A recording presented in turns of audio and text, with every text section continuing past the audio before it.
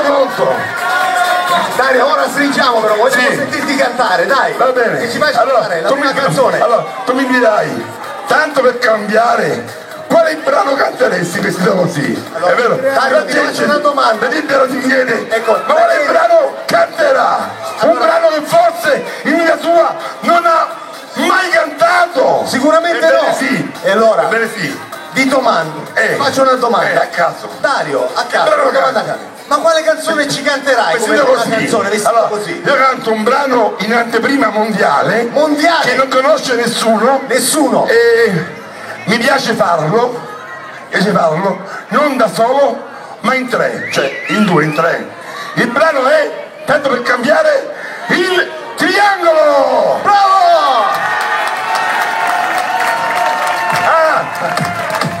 Questo brano è il discoteca mixato.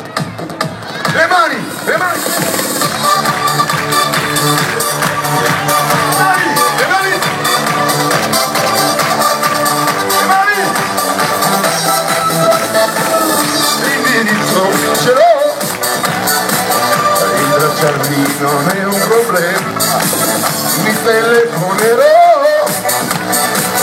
Io tiro una serata strana, il pretesto lo sai, 4 whisky, un po' di whisky, cielo grande vedrai, faccio e dopo mi dirai, oh, che donna sei, lo chi è, come l'hai portato con te.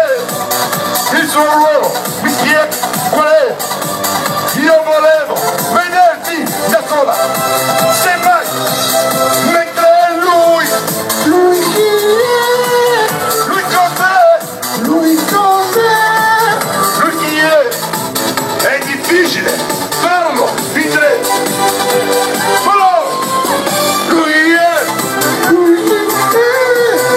Lui cos'è?